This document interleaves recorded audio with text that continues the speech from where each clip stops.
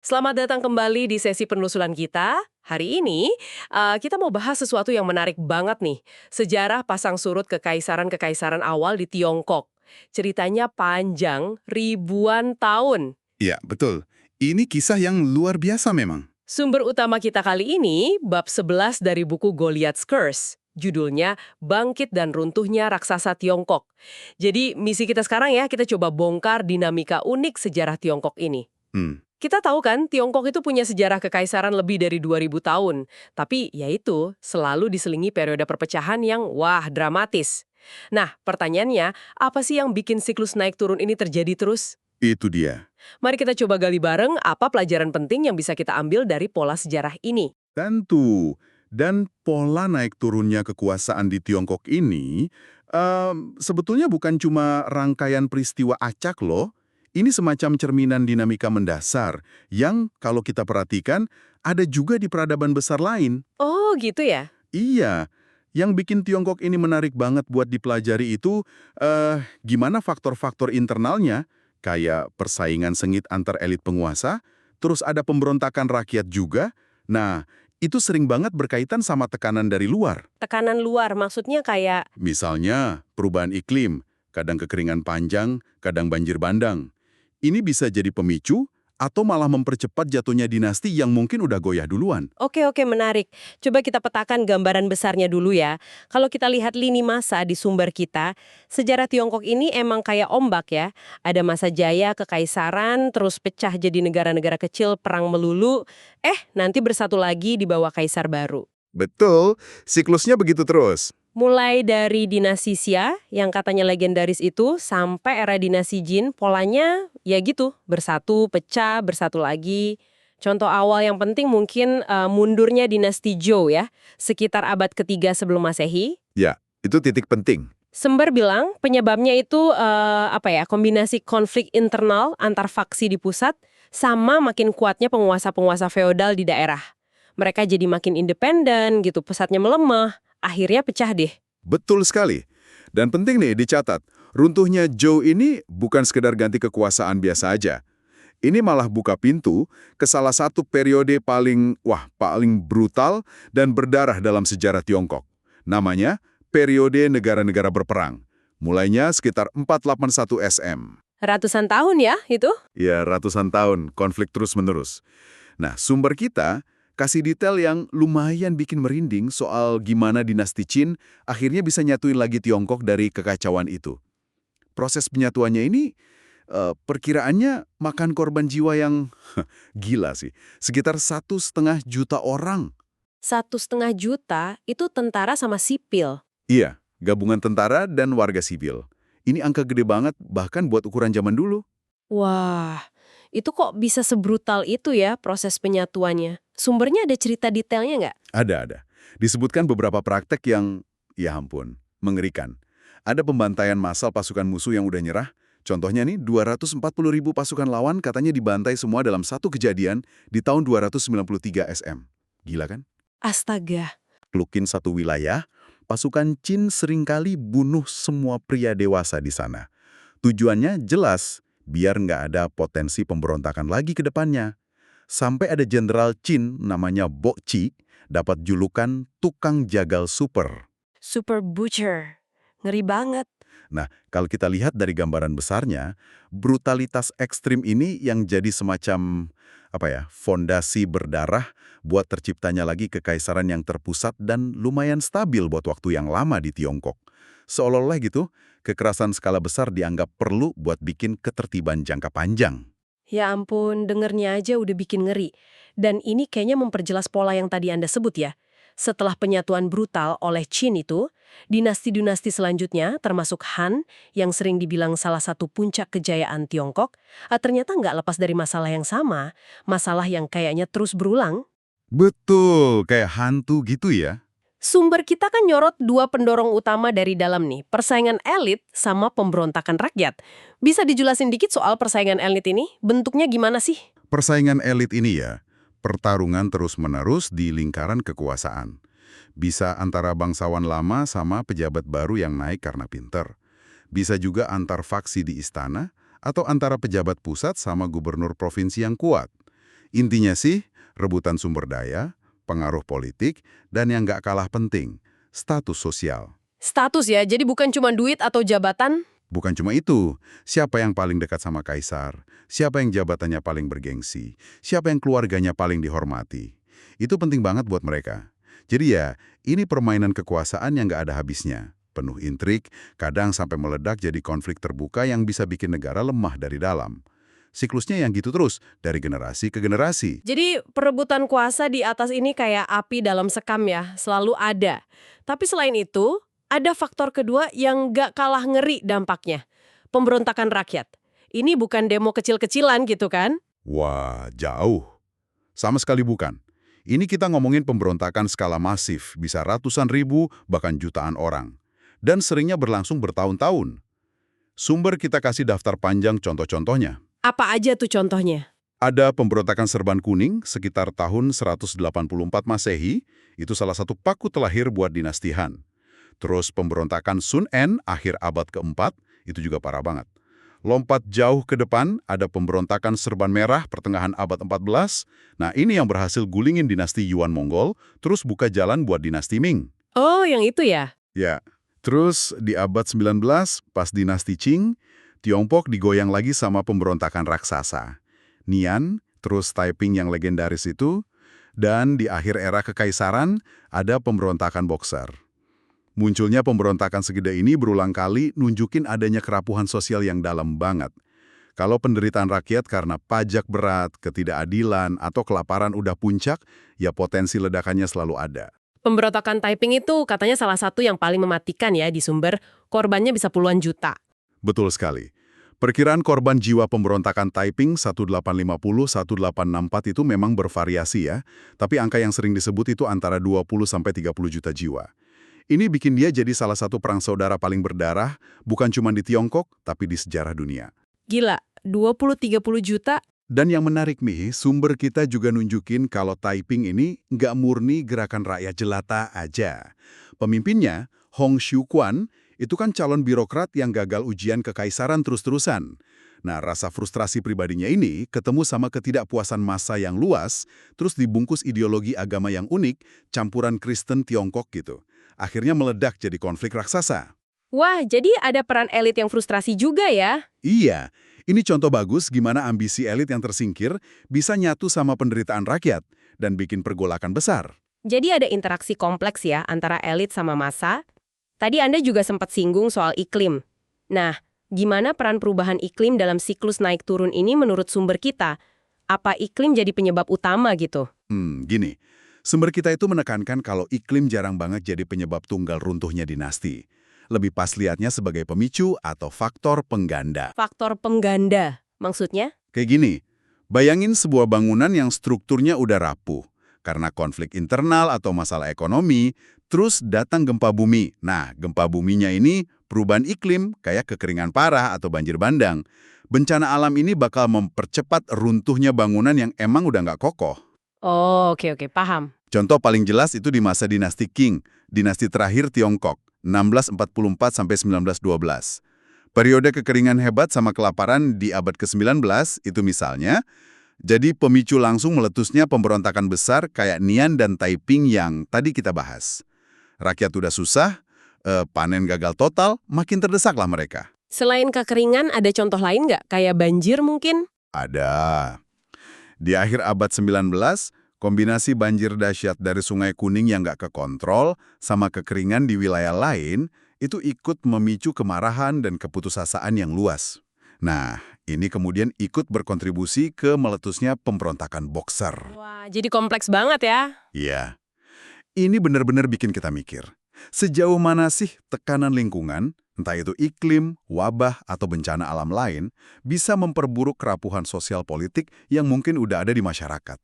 Sejarah Tiongkok ini kasih banyak banget studi kasus soal itu. Rangkaian faktornya jadi makin rumit ya. Konflik elit, pemberontakan rakyat, ditambah lagi tekanan iklim. Nah, ada nggak sih semacam kerangka teori gitu yang coba jelasin pola keruntuhan berulang ini cara lebih sistematis? Ada. Sumber kita ngenalin konsep namanya teori struktural demografis. Namanya emang agak akademis ya, tapi ide dasarnya sebenarnya lumayan gampang dicerna kok. Gimana toh intinya? Intinya gini, teori ini bilang kalau ketidakstabilan sosial politik itu sering muncul gara-gara ketidakseimbangan antara dua hal. Pertama, jumlah anggota elit, orang kaya, berkuasa, berpendidikan, yang cenderung nambah terus dari generasi ke generasi. Kedua, jumlah posisi status tinggi atau jabatan bergengsi yang ada di masyarakat, yang biasanya terbatas atau nambahnya nggak secepat jumlah elitnya. Oh, jadi kayak kebanyakan orang yang pengen jadi bos, tapi kursinya cuma sedikit gitu ya? Nah, kurang lebih gitu. Terjadi overproduksi elit kalau pakai istilah teorinya. Persaingan antar elit ini jadi makin ketat. Mereka rebutan kuasa, kekayaan, sama status. Situasi ini sering diperparah sama dinamika populasi di bawahnya. Maksudnya? Misalnya kalau populasi rakyat biasa tumbuh cepat, tapi lahan atau kerjaan nggak nambah, ini bikin tekanan dari bawah. Kemiskinan, upah turun, harga tanah naik. Nah, kombinasi persaingan elit yang panas di atas sama tekanan sosial dari bawah, ini yang bikin negara jadi rentan banget sama guncangan. Teori ini dianggap relevan buat pahami runtuhnya dinasti Han, Jin di Tiongkok, dan menariknya sering juga dipakai buat analisis runtuhnya Kekaisaran Romawi Barat. Polanya mirip. Menarik banget ya. Jadi bukan cuma soal jumlah orang, tapi juga struktur sosial sama perebutan status. Anda tadi nyebut status itu salah satu yang direbutin elit. Emang sepenting apa sih status ini dibanding duit atau kekuasaan beneran? Penting banget. Manusia, apalagi di kelompok elit, itu nggak cuma termotivasi sama untung materi aja. Mereka juga peduli banget sama pandangan orang, pengakuan, kehormatan, posisi mereka di hierarki sosial. Kehilangan status atau merasa direndahin itu bisa jadi pendorong yang kuat banget. Contohnya gimana? Sumber kita kasih contoh modern, tapi ini cuma buat ilustrasi pola psikologisnya ya, bukan dukungan politik. Misalnya gimana persaingan politik bisa dipicu ejekan personal, atau gimana kritik publik bisa bikin orang mengubah citra dirinya habis-habisan. Ini nunjukin betapa kuatnya dorongan buat mempertahankan atau naikin status sosial di mata orang lain. Oke, jadi ini soal psikologi ya.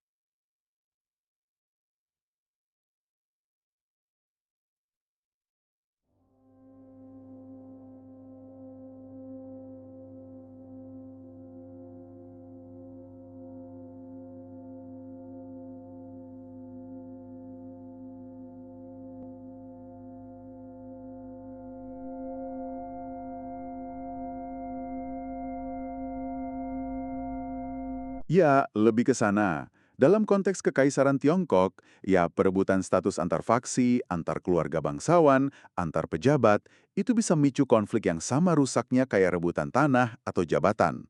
Nafsu akan status ini bisa dibilang nggak pernah puas, apalagi di lingkungan yang kompetitif banget. Terus kalau kekaisaran akhirnya runtuh nih, gimana nasib para elit yang tadinya pada rebutan status ini? Apa mereka ikut lenyap juga? Nah, menurut analisis di sumber kita, jawabannya seringkali enggak sepenuhnya. Tentu ada pengecualian ya. Kalau ada revolusi sosial yang memang sengaja nargetin kelas penguasa, kayak revolusi Prancis atau Bolshevik di Rusia, ya banyak elit lama yang jadi korban. Iya juga. Atau kalau keruntuhannya total banget sampai seluruh struktur sosial hancur lebur. Contoh spekulatifnya mungkin nasib pendeta, penguasa di kota kuno kayak Cahokia atau Hugugam di Amerika Utara setelah peradaban mereka kolaps. Tapi, dalam banyak kasus keruntuhan kekaisaran termasuk di Tiongkok, sebagian besar elit itu cenderung berhasil bertahan hidup. Oh iya, gimana caranya? Mereka mungkin kehilangan sebagian harta atau jabatan formal, tapi seringkali masih punya modal sosial, jaringan pendidikan, atau sisa kekayaan yang bikin mereka tetap bisa ada di lapisan atas masyarakat. Bahkan setelah sistem politiknya berubah drastis. Mereka punya semacam ketahanan sendiri gitu. Ini menarik nih, kalau elitnya sering selamat, terus kenapa ya di Tiongkok setelah periode pecah-pecah itu, kekaisaran kok cenderung bangkit lagi? Kenapa polanya nggak pecah permanen aja, kayak Eropa setelah Romawi Barat runtuh? Apa yang bikin raksasa Tiongkok ini bisa bangkit lagi dan lagi? Pertanyaan bagus banget. Sumber kita ngaitin ini sama konsep yang disebut bahan bakar Goliath, Goliath Fuel, yang kayaknya dibahas lebih detail di bab lain, tapi relevan di sini. Ada 3 komponen utama dari bahan bakar ini yang banyak banget di Tiongkok. Apa aja tuh 3 komponennya? Pertama, sumber daya yang mudah dijarah, lootable resources, terutama hasil pertanian pokok kayak padi di selatan sama gandum di utara. Tanaman biji-bijian ini sifatnya ideal buat negara. Gampang ditanam skala besar, panennya relatif gampang dihitung dan dipajakin sama petugas negara, susah disembunyiin petani, dan bisa disimpan di lumbung besar buat biayain tentara dan birokrasi. Ah iya, biji-bijian sering disebut bahan bakar negara ya di zaman dulu, gampang dikontrol penguasa. Terus yang kedua? Kedua, senjata yang bisa dimonopoli, monopolizable weapons. Di Tiongkok kuno dan abad pertengahan, teknologi militer tertentu kayak produksi massal busur silang, crossbow, teknik ngepung yang rumit, atau nanti penggunaan pupuk mesiu, itu lebih gampang dikuasai dan diproduksi terpusat oleh negara daripada oleh kelompok pemberontak kecil atau penguasa daerah. Ini kasih keuntungan militer gede buat kekuatan yang mau nyantuin lagi wilayah luas. Oke, jadi senjata canggih pada masanya gitu ya. Ya. Yang ketiga apa? Ketiga, ini konsep lahan yang terkurung, caged land. Maksudnya situasi geografis dan sosial di mana penduduk petani itu susah buat kabur dari jangkauan kekuasaan negara. Pusat peradaban Tiongkok kan di lembah sungai yang subur banget, Sungai Kuning, Yangtze, dikelilingi daerah kurang subur, gurun, atau gunung. Pilihan buat pindah dan mulai hidup baru di luar sistem pertanian negara itu terbatas banget buat kebanyakan orang. Mereka kayak terkurung di wilayah kekaisaran. Jadi, gabungan antara makanan yang gampang dipajakin, senjata yang cenderung terpusat, sama penduduk yang susah kabur, ini bikin kondisi ideal buat siapa aja yang kuat buat bangun lagi kekuasaan terpusat setelah kekacauan gitu. Tepat sekali. Ketiga faktor ini bareng-bareng bikin Tiongkok jadi lahan yang subur banget buat kembalinya Goliath atau negara kekaisaran skala besar. Sumber kasih perbandingan menarik sama masyarakat adat Kwakwakawaku di Amerika Utara. Di sana, melimpahnya ikan salmon, yang juga sumber pangan terkonsentrasi dan relatif mudah dikontrol di lokasi penangkapan, itu bantu mempertahankan struktur sosial hierarkis selama berabad-abad. Oh, jadi prinsipnya mirip ya? Mirip, sumber daya kunci yang terkonsentrasi dan bisa dikontrol itu memfasilitasi kekuasaan terpusat. Di Tiongkok, salmonnya ya padi sama gandum itu. Makanya, beda sama Eropa Barat pasca Romawi yang pecah jadi banyak negara kecil, Tiongkok punya kecenderungan kuat buat selalu balik lagi ke bentuk kekaisaran bersatu. Baik. Oke deh, mari kita coba rangkum intisari dari penelusuran kita soal pasang surut kekaisaran Tiongkok ini. Dari bab 11, Goliath's Curse tadi, pertama, yang paling kelihatan jelas itu pola siklusnya ya. Periode nyatu, terus runtuh dan pecah, nyatu lagi. Ribuan tahun begitu terus. Iya, polanya kuat banget. Kedua, kita lihat peran penting faktor internal. Konflik elit yang nggak ada habisnya, rebutan status dan kuasa, sama pemberontakan rakyat skala besar yang sering dipicu penderitaan ekonomi dan ketidakadilan. Dua pilar utama kerapuhan internal itu. Ketiga, faktor luar kayak perubahan iklim, kekeringan, atau banjir sering jadi pemicu atau pemberat krisis. Keempat, ada dorongan psikologis kuat di balik konflik elit, yaitu rebutan status, yang bisa sama merusaknya kayak rebutan harta. Status memang penting. Dan kelima, adanya bahan bakar Goliath tadi, sumber pangan gampang dikontrol, senjata bisa dimonopoli, dan penduduk terkurung. Ini bantu jelasin kenapa kekuasaan terpusat cenderung bangkit lagi di Tiongkok. Memahami dinamika kompleks ini penting bukan cuma buat ngerti sejarah Tiongkok aja, tapi juga kasih kita kacamata buat lihat pola kekuasaan, kerapuhan institusi, dan tantangan jaga stabilitas dimanapun. Tepat sekali rangkumannya. Dan mungkin setelah kita lihat pola ribuan tahun ini di Tiongkok, ada satu pemikiran penutup yang bisa Anda bawa pulang buat direnungkan. Apa tuh? Kita kan udah lihat nih, gimana siklus sejarah persaingan elit, tekanan sosial dari bawah, sama potensi guncangan dari luar itu terus berulang di Tiongkok kuno. Pertanyaannya, jangan-jangan pola serupa, mungkin dalam bentuk yang beda ya, masih relevan atau malah lagi berjalan dalam dinamika kekuatan global saat ini? Atau mungkin skala lebih kecil di negara kita, atau bahkan di organisasi besar tempat Anda beraktivitas. pertanyaan menarik. Seberapa peka sih kita seharusnya sama tanda-tanda kerapuhan sistemik kayak polarisasi elit yang makin tajam, ketidakpuasan sosial yang meluas, atau kerentanan terhadap goncangan luar, seperti yang kita lihat di sejarah panjang pasang surut Kekaisaran Tiongkok ini. Sejarah mungkin nggak berulang persis, tapi polanya seringkali mirip kan? Wah, sebuah pertanyaan reflektif yang pas banget buat penutup. Terima kasih sudah menemani kami dalam penelusuran mendalam kali ini menjelajahi bab 11 dari Goliath's Curse. Semoga diskusi ini kasih wawasan baru buat Anda semua ya. Sampai jumpa di pembahasan berikutnya.